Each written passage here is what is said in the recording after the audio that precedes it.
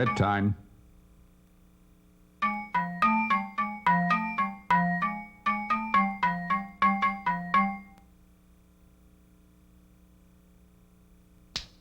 Ow! Ow! I'll tell you a story.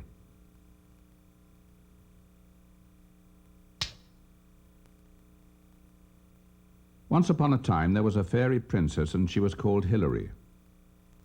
Hilary worked in an office with a rubber plant and a man whose name she'd forgotten. And she lived with her mother and her mother's father, who was 76 and deaf, and who secretly ate dog food, although it wasn't much of a secret. Hilary never really liked people. Her best friend was a mouse called Linda, a present from her father before he ran away to Bridlington with a woman from the post office on Hilary's 5th birthday.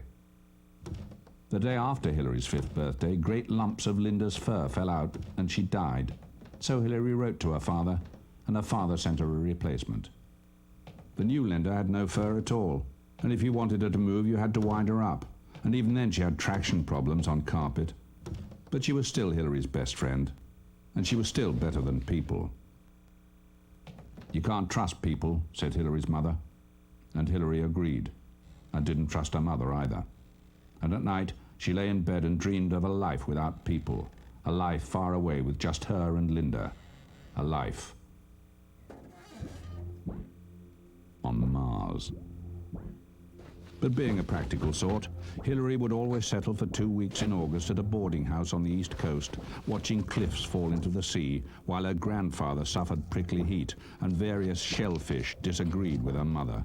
And life was, on the whole, rather dull. You know your problem, said Hilary's grandfather, and Hilary ignored him because he was deaf, and because he'd never listened to anyone even when he could hear. Your problem, said Hilary's grandfather, is you're boring. You don't do anything. I don't smell of dog food, said Hilary. When I was your age, said Hilary's grandfather, I lived life in the fast lane. And on he went about all the countries he'd been to, and all the men he'd had fights with, and all the women he'd slept with, and all the diseases he'd caught. And Hilary knew her life was not in the fast lane, nor for that matter was it in the slow lane.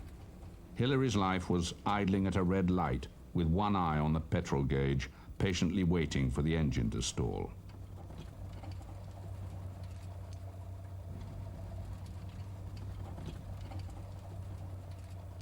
Until one day she met a man, and the next day she met him again.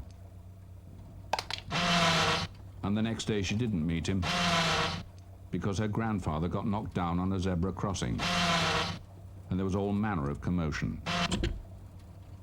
But the day after that she met him, and by the end of the week she'd lost her appetite and started writing poetry of terrific poignancy and length. And at the end of the month he proposed, and she said yes, and took him home to meet her mother. And her mother was somewhat hostile. I thought I told you not to trust people, said Hilary's mother. You can't trust him. Look at him. He doesn't love you. He just wants someone to cook his tea and clean his dirty underpants. And the minute your bum starts to sag, he'll dump you like that for some teenage bimbo shop girl with bleached hair and pierced nipples. And what kind of job is playing the piano for a grown man? And who's going to look after your grandfather when he gets out of hospital? And Hilary said, I'm pregnant.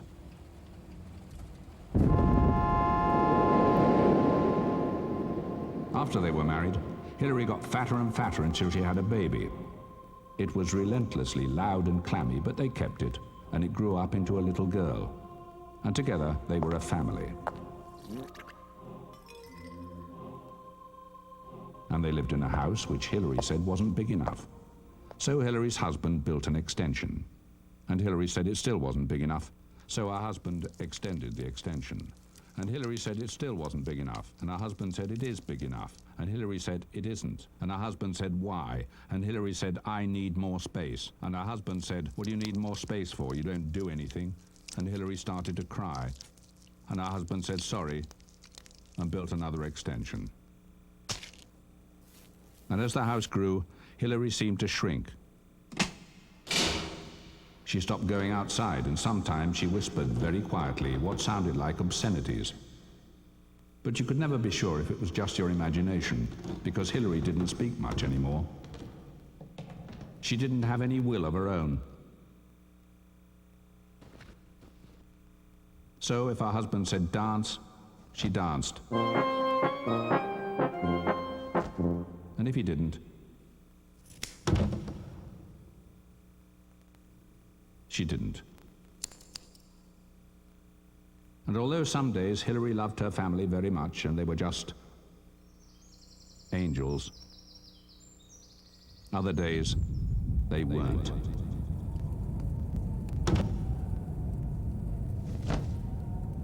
They were strange and cruel and rude about her behind her back and to her face. And one day, while she was hiding from them at the bottom of a wardrobe, Hilary found Linda. And Linda said, "I thought we were going to Mars." And Hilary looked at Linda, at her little plastic whiskers and her painted-on eyes, and she said, "Oh yes,